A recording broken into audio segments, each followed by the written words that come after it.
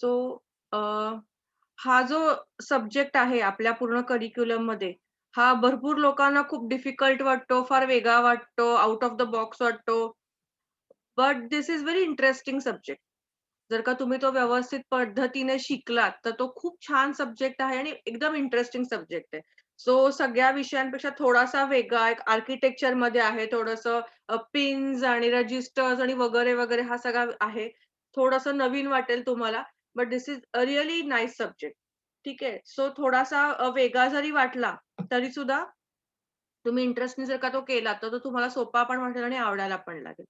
Secondly आपण हा विषय का शिकतोय? So whenever we learn something, first thing जी आपल्या मनामध्ये क्लिअर असायला पाहिजे ती की आपण why we are learning this? Because this is in our syllabus, आय-टीने तो रिकमेंड केलाय म्हणून शिकायचंय. तर तसं जरी असलं तरी सुद्धा आय-टीमध्ये हा सब्जेक्ट का आहे फर्स्ट थिंग आणि व्हाय वी आर लर्निंग इट? हे खूप महत्वाचं आहे. Okay. So micro processor architecture. जर का आपण हे पूर्ण जे काही त्याचा सब्जेक्टचं जे नेम आहे, ते जर का आपण पार्ट बाय पार्ट चेक केलं, तर एक आहे micro, then there is processor and there is architecture. Architecture म्हणजे काय, की टोटली ते कशा पद्धतीने असतं, कसं बिल्ड झालंय याचा अभ्यास करणं, धिस इज आर्किटेक्चर. सो आपण हा आर्किटेक्चर हा शब्द बाजूला काढून ठेवूयात. Now we will focus on micro processor. What is processor? Processor म्हणजे काय? आणि ते मायक्रो. मायक्रो म्हणजे आपल्याला शब्दाचा अर्थ माहिती आहे. मायक्रो म्हणजे एकदम छोटं, टायनी, समथिंग व्हेरी स्मॉल याला आपण मायक्रो म्हणतो. तर हा पण आपण शब्द पुन्हा बाजूला काढूया. तर आपण मायक्रो बाजूला काढला, आर्किटेक्चर बाजूला काढला. Now we will focus on processor. What is processor? कोणी मला सांगू शकेल की what is processor?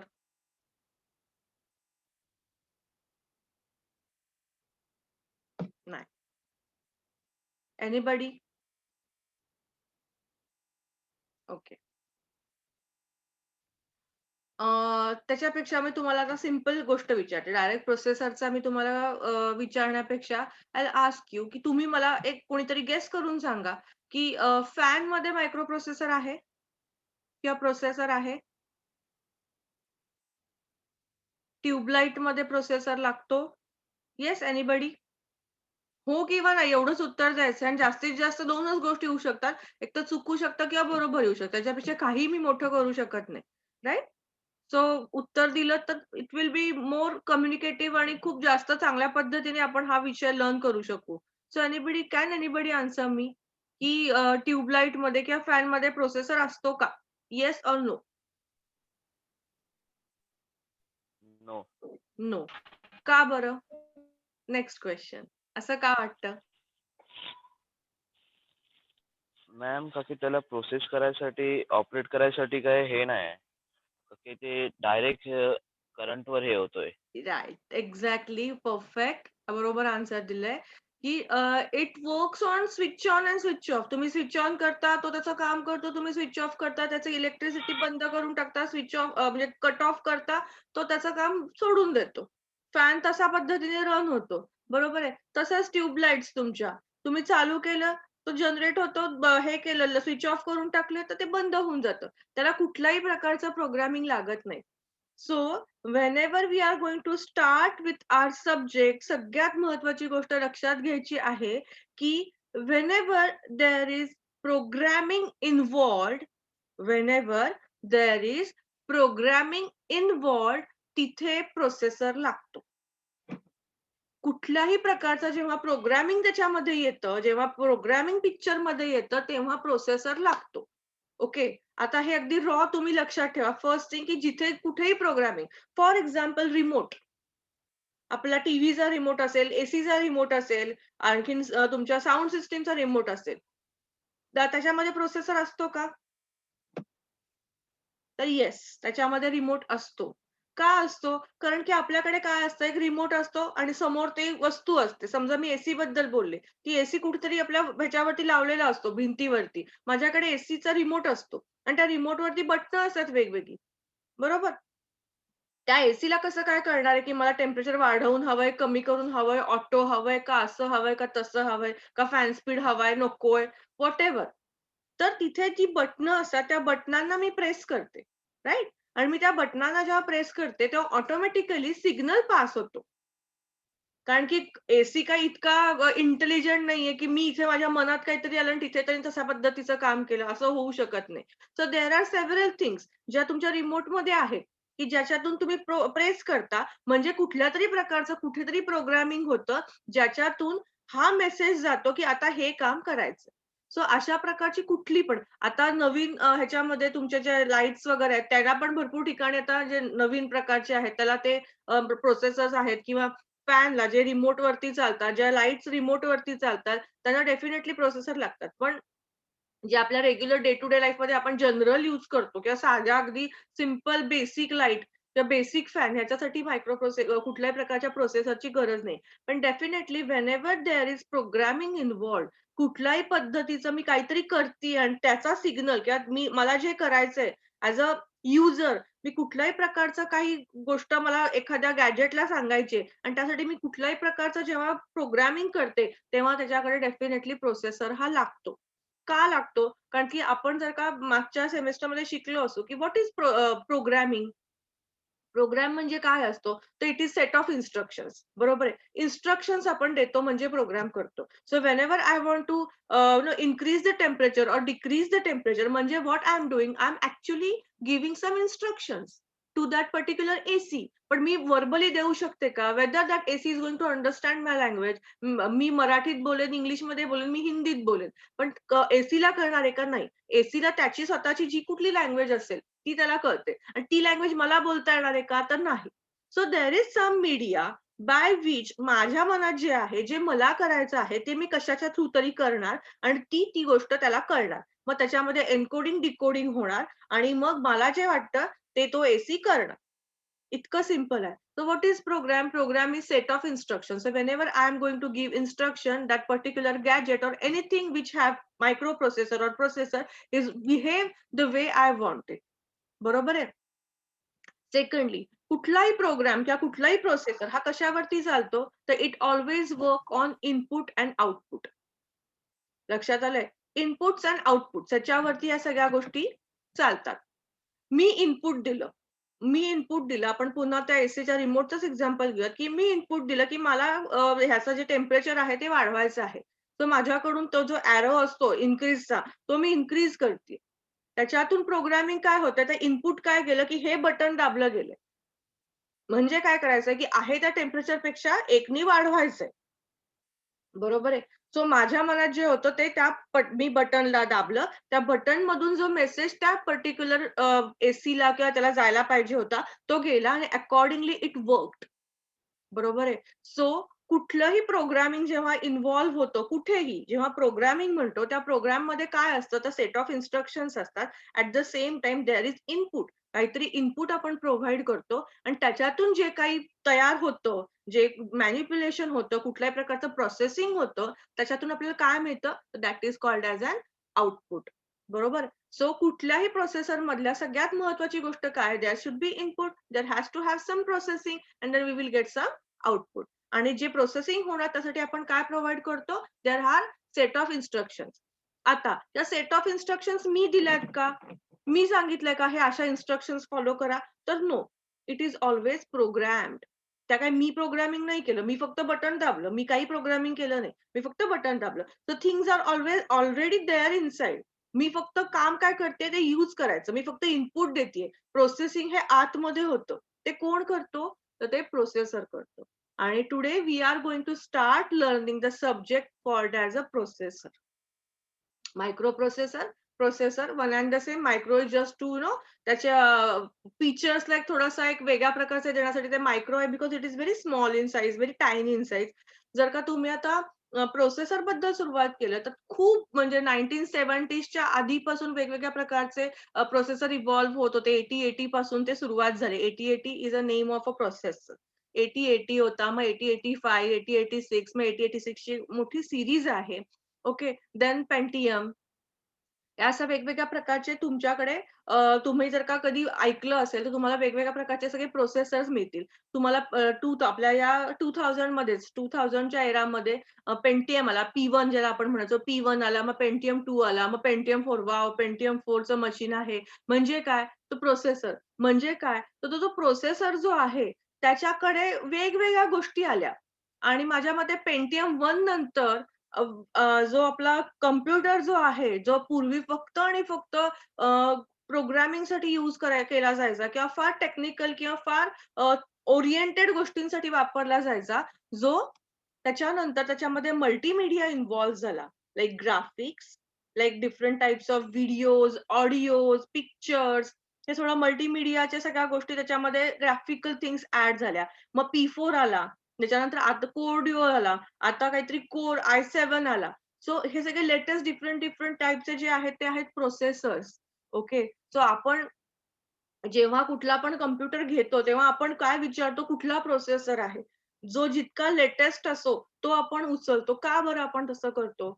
Whenever we buy a computer or a laptop or for that matter आपण आपला मोबाईल जरी घेतला, तरी वी चेक की कुठला प्रोसेसर आहे. कारण की it is the heart of the that particular thing. जे प्रत्येक जी काही गोष्ट आहे म्हणजे कॉम्प्युटर असेल किंवा काही असेल, त्याचं जे हार्ट आहे दॅट इज प्रोसेसर. कारण की विथआऊट दॅट काहीच घडणार नाहीये. कारण की मी as a human cannot communicate with computer. पण मला तर माझ्या गोष्टी करून घ्यायच्या आहेत. मग मी कम्युनिकेट कसं करणार आहे? तर there has to have processor जो प्रोग्रामिंग करतो. सो ही गोष्ट आता कायम डोक्यात ठेवायची आहे, की जिथे कुठे प्रोग्रामिंग इन्व्हॉल्व येतं, जिथे कुठे प्रोग्रामिंग होतं, तुमच्या आजूबाजूला तुम्ही किती इतक्या गोष्टी बघता. प्रत्येक गोष्ट बघायची आणि विचार करायचा, की ह्याच्यामध्ये प्रोग्रामिंग असेल का? असेल तर ह्याच्यामध्ये मायक्रो प्रोसेसर आहे. राइट? आणखीन एक तुम्हाला चांगलं एक्झाम्पल जर का द्यायचं झालं तर सिग्नलचं एक एक्झाम्पल आहे. इफ आपल्या इथे तर एवढे सिग्नल वगैरे नसतात. पण तुम्ही जेव्हा जाता मुंबई, पुणे कुठे तिथे तुम्ही सिग्नल्स बघता. बरोबर आहे. मग सिग्नलमध्ये काय असतं पहिल्यांदा रेड लाईट समजा रेडपासून सुरुवात करू, की रेड लाईट लागतो म्हणजे तुम्ही स्टॉप झालात. बरोबर आहे. नंतर ग्रीन लाईट लागतो. मग नंतर त्याच्यानंतर थोड्या वेळाने येलो लाईट लागतो. हे 3 लाईटचा तो सिग्नल असतो. बरोबर आहे. आणि it works in a loop. की एक पर्टिक्युलर त्याला टाईम दिलेला असतो. प्रत्येक वेळेला कोणी जाऊन स्विच ऑन, स्विच ऑफ करतं का? की चला आता लाल लाईट लावला, मग परत एक माणूस आला, मग हिरवा लाईट लावला, मध्येच एक आला, मग येलो लाईट लावला, असं होत नाही. बरोबर आहे. म्हणजे काय आहे तिथे प्रोग्रामिंग आहे. बरोबर. तिथे टाईम दिलेला आहे, टायमर आहे, टायमर सेट केलेला आहे. जर का तुम्ही आणखीन कुठे बघितले असेल तर there are timers also available की जिथे तुम्हाला ते नोटिफाय होतं की for 1 minute and some few seconds और 1 minute 30 seconds you have to wait. बरोबर आहे. तेवढा वेळ हा लाईट लालच राहणार आहे. मग ते संपल्यावरती तो ग्रीन होतो. त्याच्यानंतर पुन्हा लाईट लागतो, की आता हा सिग्नल 1 मिनिटाने संपणार आहे. मग येलो लाईट लागतो जस्ट फॉर गिव्ह यू हे काय म्हणू आपण एक प्रकारचं तुम्हाला एक वॉर्निंग असते, की आता रेड लागणार आहे. So be aware. जास्त फास्ट जाऊ नका, हळू येऊ नका. हे अशा प्रकारच्या वॉर्निंगसाठी येलो लाईट लागतो. अँड देन पुन्हा रेड लाईट लागतो. तर हे काय हे लूपमध्ये होतं. Nobody will come and switch on and switch off the lights. So these are the different different example. तुम्ही अशा खूप वेगवेगळ्या गोष्टी बघू शकता. तुम्ही जर का कुठल्या बँकांमध्ये गेलात, तर बँकांमध्ये टोकन असतो. बरोबर आहे. तो काय प्रत्येक वेळेला माणूस अनाउन्स करत बसलेला असतो का, की आता या नंबरचा माणूस या, आता हा टोकन आहे. No, it is automated. It is automated. त्याला फक्त काय केलं जातं, की when the person is communicating with one client किंवा कुठल्यातरी एखाद्या कस्टमरशी बोलतोय, त्याच्याशी डील झालं, त्याच्याशी त्याचं बोलणं झालं आणि ते संपलं, की फक्त जो तुमच्या बँकेमधला माणूस असतो, बँकेचा जो एम्प्लॉयी असतो, तो फक्त एक इनपुट देतो that I am over with the client. माझ्याकडे जो आता प्रेझेंटली क्लायंट होता, त्याच्याशी माझं काम झालेलं आहे. त्या पद्धतीने मग काय होतं, नेक्स्ट टोकन अनाउन्स होतो. बरोबर आहे. सो त्याच्यासाठी काही प्रत्येक वेळेला तिथे जाऊन बसायला लागत नाही. It is automated process. So second thing that you can एक तुम्ही विचार करू शकता, की whenever there is automation involved with the programming, then there is a microprocessor or some kind of processor, right? So आता आपल्या सगळ्यांकडे लॅपटॉप्स आहेत किंवा मोबाईल्स आहेत म्हणजे चांगले स्मार्टफोन्स आहेत, चांगल्या स्पीडचे म्हणा विथ बिग मेमरी. बरोबर आहे. अशा प्रकारचे आपण सगळेजण आता ह्या गोष्टी वापरतोय. बरोबर. आता तुम्ही मला म्हणाल, की मग आपण हे 8085 का शिकतोय? When we are using core two dual or i7 एवढे आम्ही चांगले प्रोसेसर्स ऑलरेडी शिकतोय. तर आपण असे काळाच्या मागे जाऊन 8080 का शिकतोय? किंवा 8085 का शिकतोय? So first thing get clear, की असं नाहीये, की कॉम्प्युटरमध्ये i7 आहे म्हणजे हे 8080 आणि 8085 यूज होत नाहीत. तर 8085 अगदी 8085 नाव जरी नसलं तरी सुद्धा these micro processor are being used. बरोबर आहे. हे कुठलेही मायक्रो प्रोसेसर जो आता आपण शिकणार आहोत, ह्याच्यापुढे शिकणार. जरी आपण आता Pentium शिकणार नाहीयेत किंवा i7 कोर आपला जो आपण वापरतोय सध्या किंवा जो लेटेस्ट आहे, तो जरी आपण आता शिकणार नाही आहोत, तरी सुद्धा जे शिकणार आहोत, ते काही फार वेगळं नाहीये. जरी वेगळं असेल तरी अगदी वेगळं नाहीये, आउट ऑफ द बॉक्स नाहीये one and secondly they are getting used. Okay. आता कुठे? आता फॉर एक्झाम्पल जे मी तुम्हाला आता सिग्नलचं उदाहरण दिलं. सिग्नलसाठी तुम्हाला असं वाटतं का, की Pentium P1, P2 किंवा i7 असे प्रकारचे मायक्रो प्रोसेसर्स लागतील, इतके ॲडव्हान्स्ड लागतील? तर काहीच गरज नाहीये. प्रोग्रामिंग तर इन्व्हॉल्व्ड आहे. पण त्याच्यासाठी आपण ना कुठला iOS वापरतोय, ना Android वापरतोय, ना आणखीन कुठली HLL वापरतोय, कुठली वेगळी हाय लेव्हल लँग्वेज वापरत नाही आहोत. मग एवढ्या मोठ्या किंवा एवढ्या ॲडव्हान्स प्रोसेसरची गरज आहे का सिग्नलमध्ये? तर नाही. It is just a time waste. बरोबर आहे ना? एक लूप आहे आणि एक प्रोग्राम 3 इन्स्ट्रक्शन्स दिलेल्या आहेत फक्त. आणि त्याच्यावरती जर का सिग्नल तुमचा पूर्णपणे वर्कआउट होत असेल, तर त्याच्यासाठी इतक्या महागाचा, एवढ्या फीचर्सचा प्रोसेसरची काहीच गरज नाहीये. मग अशा छोट्या-छोट्या ठिकाणी प्रोसेसर तर आहे, मग एवढ्या ॲडव्हान्सची तर गरज नाहीये. अशा ठिकाणी हे जे आपले जुने पूर्वीचे प्रोसेसर्स होते, जे बेसिक प्रोसेसर्स होते, जेव्हा आपला मोठा पूर्वीचा कॉम्प्युटर तयार झाला, त्याच्यामधले जे काही बेसिक फीचर्स होते, ते जे प्रोसेसर्स आहेत, ते अगदी 8085 या नावाने नसतील तरी सुद्धा त्याच्या सेम स्ट्रक्चरमध्ये तयार होतात. खूप छोट्या-छोट्या ह्याच्यामध्ये तुम्ही अगदी रिमोट कंट्रोलची कार पण जर का बघितली असेल, त्याच्या सुद्धा मध्ये सुद्धा तेच आहे. कारण की काय त्याच्यामध्ये रिमोट आहे. तर यू आर गिव्हिंग इन्स्ट्रक्शन्स राइटला जा, लेफ्टला जा, टर्न घे, काय जे काय त्या रिमोटवरती असतील त्याप्रमाणे ते कार वर्क करते. बरोबर आहे. तर तुम्ही इन्स्ट्रक्शन देता. त्यामुळे त्याच्यामध्ये पण प्रोसेसर आहे. मग त्याच्यामध्ये i7 असणार आहे का? तर नो, काहीच गरज नाहीये. पण प्रोग्रामिंग जिथे आहे तिथे प्रोसेसर आहे. मग अशा ठिकाणी हे जे सगळे बेसिक प्रोसेसर्स मी तुम्हाला जे आता सांगितले, की 8085 आहे, 8086 आहे. हे सगळे डिफरंट प्रोसेसर्स जे आहेत, ते तिथे यूज होतात. त्या नावाने नसले तरी सुद्धा त्या सेम पर्टिक्युलर फॉर्मॅटमध्ये. ओके. सो अशा प्रकारचे ते प्रोसेसर्स असतात. आता फक्त तुमच्या अकॅडमिक्समध्ये हे आहे म्हणून तुम्हाला फक्त एक जस्ट लिस्ट सांगते, की सगळ्यात पहिल्यांदा 70च्या आधी 8080 8080 हा प्रोसेसर झाला अ, तयार झाला. पण त्याच्यामध्ये प्रॉब्लेम होता, व्होल्टेजचा काहीतरी प्रॉब्लेम होता. त्यामुळे मग तो जो आहे तो पुढे होऊ शकला नाही. म्हणजे तो तितका कमर्शियली यूज केला गेला नाही. देन दॅट दॅट कम 8085 ज्याच्यामध्ये 5 व्होल्ट्स व्होल्टेजला यूज करून तो यूज केला गेला आणि तो ॲक्चुअली एकदम बेसिक आहे. पण तो कमर्शियली यूज झाला. त्यामुळे त्याचं नाव आहे 8085. त्याच्यानंतर त्याच्यामध्ये पण भरपूर म्हणजे फ्लॉज होते, ड्रॉबॅक्स होते, काही प्रॉब्लेम्स होते. म्हणून नेक्स्ट जो इव्हॉल्व झाला दॅट वॉज 8086 हा अगेन एक वन ऑफ द इम्पोर्टंट आणि थोडा स्ट्रॉंग असा प्रोसेसर आहे. मग 86च्या सीरीजमध्ये 186 म्हणजे 80, 186, 82 टू 86, 83, 86, 84, 86, 85, 86 असे वेगवेगळ्या सीरीजमध्ये प्रोसेसर्स होत गेले. जे साधारणपणे 2-3 वर्षामध्ये असे असे वेगवेगळे प्रोसेसर्स होत गेले. आणि शेवटी जो झाला 8586 यालाच आपण म्हणतो P1 दॅट इज Pentium 1. जर का तुमच्याकडे कोणी तुमचे मोठे भाऊ किंवा काका-दादा असतील, जे 2000 एरामध्ये तेव्हा ॲक्टिव्हली काम करत होते, तर त्यांना माहिती आहे, की त्यावेळेचे ते Pentium म्हणजे काय होतं, की इतका म्हणजे ॲडव्हान्स त्याच्यामध्ये तुम्ही गेम ते सॉलिएटर वगैरे गेम्स होते. म्हणजे तुम्ही गेम खेळू शकता. त्याच्यात विंडो होत्या. त्याच्यामध्ये म्हणजे वेगवेगळ्या प्रकारच्या त्याच्यामध्ये इन्व्हॉल्व झाल्या. वेगवेगळ्या काय म्हणतो आपण ओ-एस इन्व्हॉल्व झाल्या. मग IBM आहे, Microsoft आहे. अशा वेगवेगळ्या चांगल्या-चांगल्या गोष्टी त्याच्यामध्ये इन्व्हॉल्व झाल्या आणि एक खूप चांगलं पॅकेज एक तयार झालं आणि मग त्याच्यामध्ये मग डिफरंट पुन्हा इव्हॉल्यूशन होत गेलं. मग P1 चा P2 झाला, मग P3 झाला, P4 झाला. म्हणजे Pentium 1, Pentium 2, Pentium 3, Core Duo. आता आपण वापरतोय तो कुठला i7 वगैरे. So this is involvement. वेगवेगळ्या प्रकारची डेव्हलपमेंट होत गेली विथ न्यू ॲडेड फीचर्स. तुम्ही जर का ऐकलं असेल, तर मग पूर्वी मल्टीमीडिया कार्ड्स नव्हते. मग ते मल्टीमीडिया कार्ड्स यायला लागले. मग म्हणजे तुमचं दिसायच्या स्क्रीनचा जो बघण्याचा हे आहे, तो एकदम प्लेन झाला, एचडी झाला. तर गोष्टी इव्हॉल्व होत गेल्या वेगवेगळ्या टेक्नॉलॉजी एकदम टेक्नॉलॉजीनी खूप काही-काही चांगल्या-चांगल्या गोष्टी केल्या. पण तरी सुद्धा आपण टाईमच्या मागे जाऊन पुन्हा बेसिकमध्ये येणार आहोत. तर this is all about the processor. आता अ आपण पुढचा जे विचारात घ्यायचा आहे पॉइंट तो आहे ओके. नेक्स्ट जे तुम्हाला आता प्रश्न पडला असेल किंवा एक कोणाला माहिती पण असेल, की आपण आता एवढं सगळं बोललो, की कॉम्प्युटरमध्ये प्रोसेसर असतो. तो कुठे असतो? आता मी जसं मगाशी म्हटलं, की whenever there is programming involved processor हा असतो. तर मागच्या सेमेस्टरला तुम्हाला सी वगैरे असणार, 100% असणार. मग तुम्ही एखादा तरी प्रोग्राम घरच्या घरी का होईना केला असेल. मग तुम्ही जेव्हा कीबोर्डवरती टाइप केलं असेल प्रोग्राम करताना सीचा साधा, अगदी तुम्ही हेडर फाइल लिहिल्या, मग तुम्ही डिक्लरेशन केलं, मग व्हॉइड मेन वगैरे, वगैरे. हे तुम्ही कीबोर्डनी केलं. तर मग प्रोग्राम कुठे होतो? प्रोसेसिंग कुठे होतं? कीबोर्डमध्ये होतं का स्क्रीनमध्ये होतं? कुठे होतं? तर ते कीबोर्डमध्ये होत नाही. बरोबर आहे.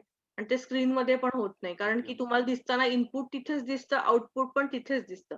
बरोबर आहे. तुम्ही जेव्हा 2 नंबर ॲड करायचा प्रोग्राम केला, तर तुम्हीच तिथे लिहिता, की एंटर 2 नंबर्स टू ॲड. मग तुम्ही तो समजा N1 आणि N2 दिला, तर तुम्हाला N1 तिथे दिसतो, तुम्ही तो नंबर तिथं टाइप करता.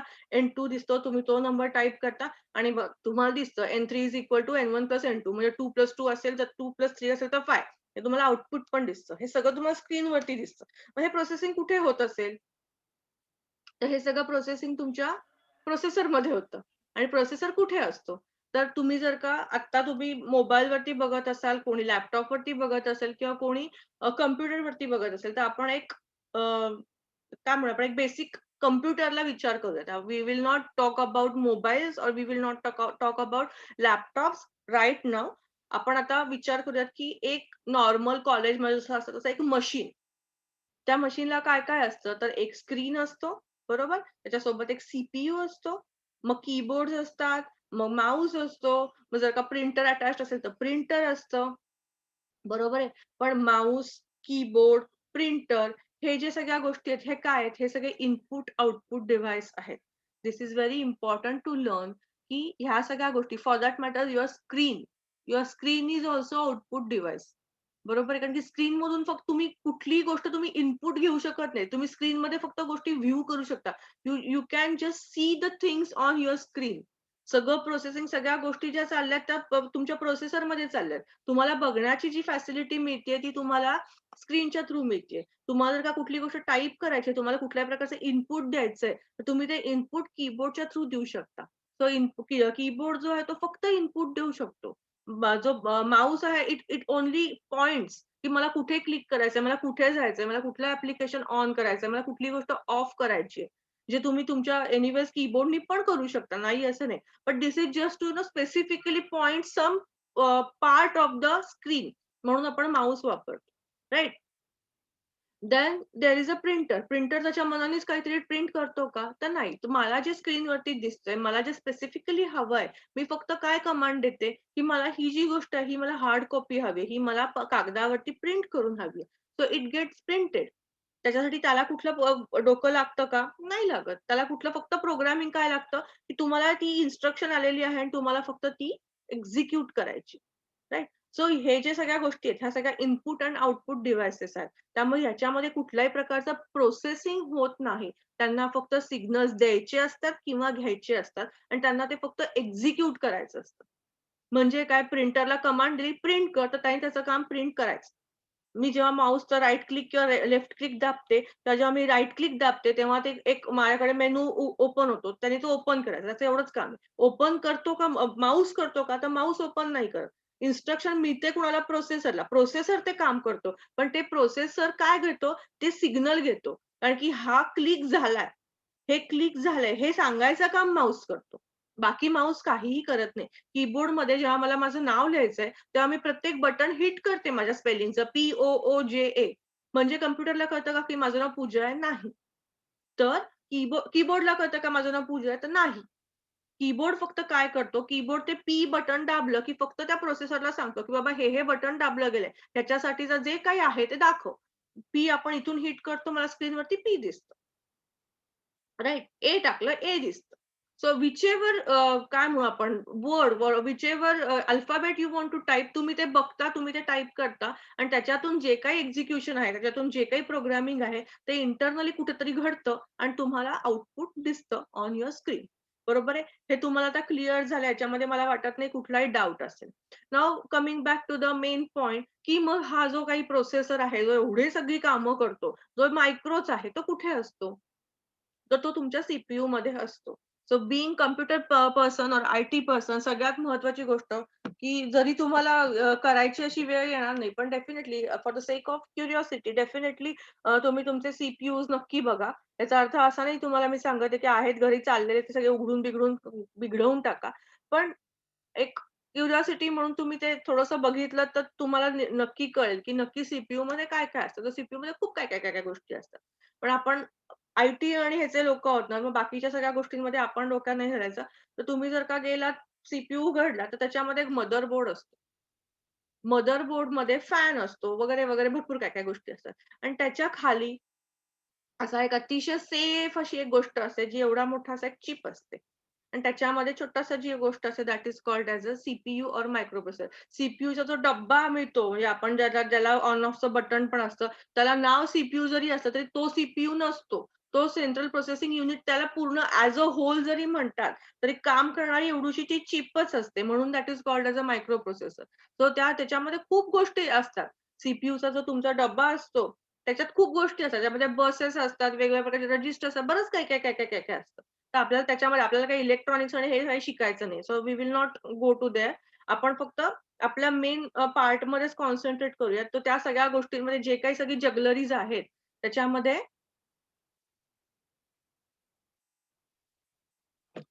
त्याच्यामध्ये जी छोटीशी एक हे असते, चिप असते. एक पूर्ण एक रजिस्टर सारखं असतं, त्याच्यात एक जी चिप असते, that is called as a CPU आणि तेच ते सगळं काम करतं.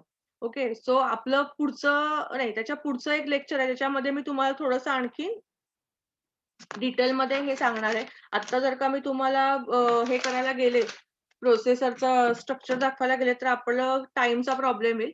सो आपण थोडंसं आता पुढे जाऊया. तुम्हाला फक्त तोंडीच मी सांगते. सो बेसिकली जे प्रोसेसर्स असतात, त्या प्रोसेसरचं स्ट्रक्चर कसं असतं, जे मगाशी तुम्हाला मी म्हटलं, की प्रत्येक प्रोसेसरचं स्ट्रक्चर असतं. स्ट्रक्चर काय असतं? तर स्ट्रक्चर म्हणजे त्या प्रोसेसरमध्ये काही बेसिक गोष्टी असतात. कुठल्या असतात? तर त्यामध्ये एक मेन म्हणजे प्रोसेसर, जे सीपीयू ज्याला आपण म्हणतो. म्हणजे त्याच्यामध्ये काय-काय असतं? एक असतो प्रोसेसर, एक असते मेमरी आणि एक असतं इनपुट आउटपुट डिव्हाइसेस. बरोबर आहे. तुम्हाला इनपुट आउटपुट डिव्हाइसेस काय ते तुम्हाला मी सांगितलं.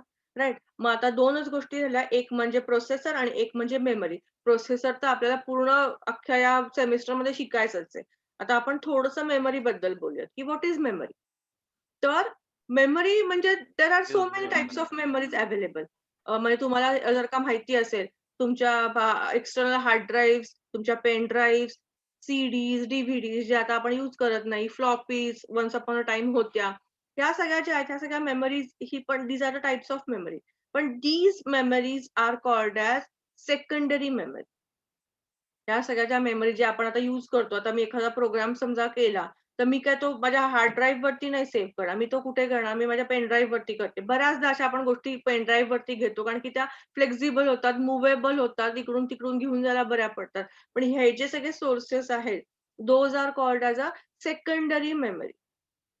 बरोबर आहे. मग प्रायमरी मेमरी म्हणजे काय? की जी मेमरी तुमच्या त्या सीपीयूच्या सोबत असते, that is called as a primary memory. कारण की जेव्हा आपले प्रोसेसर्स इव्हॉल्व झाले, जेव्हा आपले हे प्रोसेसर तयार झाले, तेव्हा हा सेकंडरी मेमरीचा सोर्स इतका नव्हता. तेव्हा या सगळ्या गोष्टी इतक्या अवेलेबल नव्हत्या. त्यामुळे त्या प्रोसेसरच्या सोबत जी मेमरी अवेलेबल आहे, त्याच प्रकारच्या मेमरीशी आपण नेहमी डील करणार. So whenever we will speak about memory in this whole काय म्हणूयात आपण या होल पूर्ण सब्जेक्टमध्ये we are actually focusing on the memory that is called as a primary memory.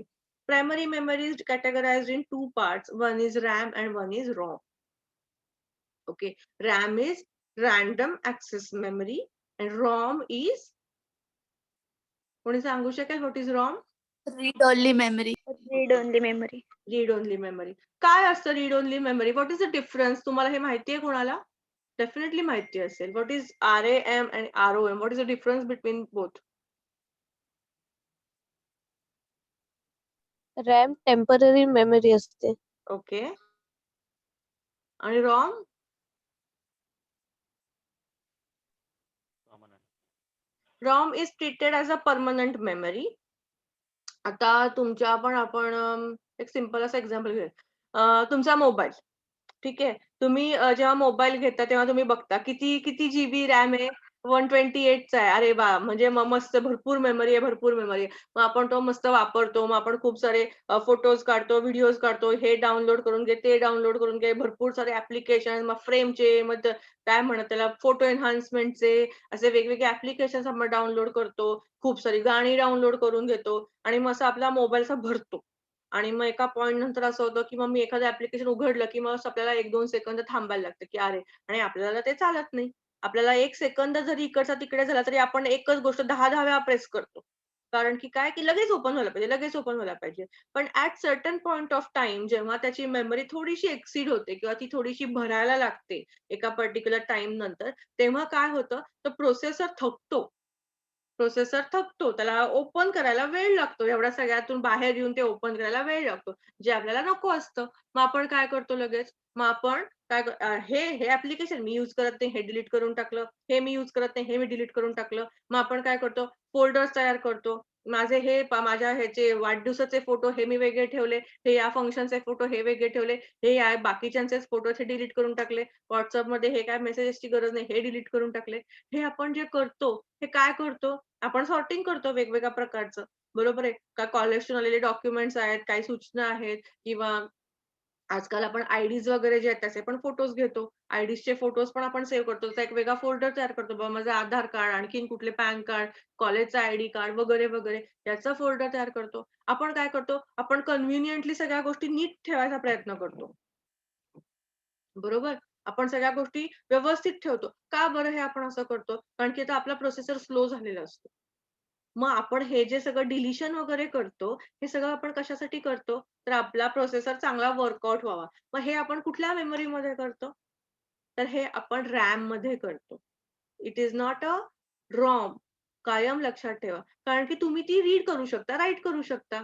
बरोबर आहे ना? तुम्ही डिलीट करू शकता. त्यामुळे तुम्ही जे पण ॲप्लिकेशन्स त्याच्यामध्ये काय म्हणतात इन्स्टॉल करता, तुम्ही कुठले पण फोटोज असतील, काहीही गोष्टी असतील, ज्या तुम्ही त्याच्यामध्ये इन्स्टॉल करता, ज्या तुम्ही इन्स्टॉल करू पण शकता आणि अनइन्स्टॉल पण करू शकता. राइट? तर या सगळ्या ज्या गोष्टी तुम्ही करता तुमच्या मोबाईलमध्ये दॅट इज ऑल्वेज रॅम. कारण की यू हॅव दॅट काय म्हणूयात आपण you have the right or तुम्हाला ती प्रोव्हिजन आहे की तुम्ही तो डिलीट किंवा काय इन्स्टॉल करू शकता. So you always work on RAM.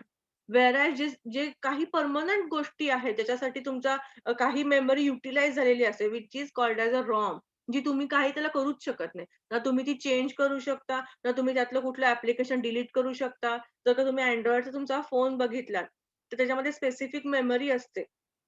जी तुम्हाला दिसते युटिलाइज झालेली आहे. पण तुम्ही त्याच्यात काही करू शकत नाही. मग ते OS साठीचं असेल तर काही असेल. You just can not do anything about it. That is called as a ROM.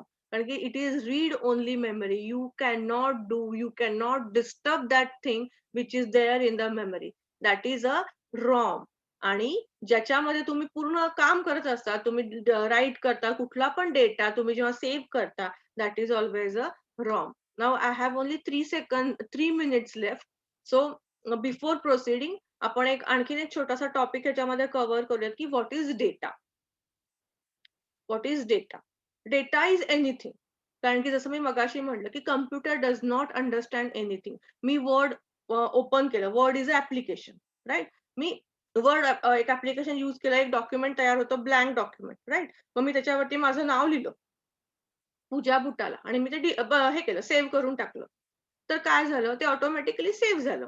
बरोबर आहे. आता त्याच्यामध्ये पण 2 प्रकार तुम्ही जर का बघितलं असेल, की जर का मी एखादी गोष्ट सेव्ह नाही केली, तर ती तशीच निघून जाते. म्हणजे जर का मी एखादं डॉक्युमेंट चालू केलं आणि मी काही जरा सेव्ह नाही केलं, काही नाही केलं आणि मी ॲप्लिकेशन क्लोज केलं, तर ते सेव्ह होत नाही. तर again it is a RAM. त्यामुळे पुन्हा रॅममध्ये सुद्धा 2 वेगवेगळे प्रकार आहेत. त्याच्यामध्ये स्टॅटिक रॅम असतो, डायनॅमिक रॅम असतो आणि एसडी रॅम पण असतो. That is called as synchronised dynamic RAM. तर ते आता आपण नाही शिकणार आहोत. सो पुन्हा आपल्या या रॅममध्येच येऊयात आपण साध्या-सुध्या.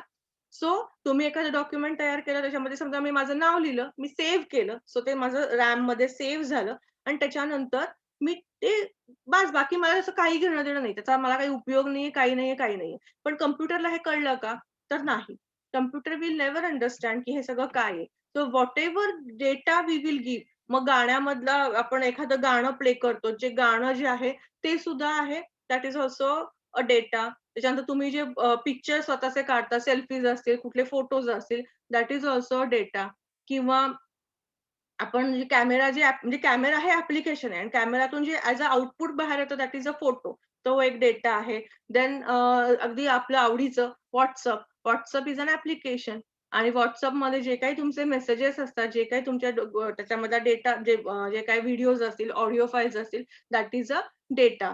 So anything that we can save on our processor or our computer, mobile, that is called as a data. आता हाऊ इट गेट स्टोर्ड हे आपण पुढच्या लेक्चर मध्ये स्टार्ट करणार आहोत, because I have less than 1 minute, so I can I will be disconnected any time. Okay, so माझ्या मते एक या नेक्स्ट लेक्चरच्या नंतर माझं लेक्चर आहे, that time we will continue with the things. Okay, I am ending meeting for everyone. Bye. Bye.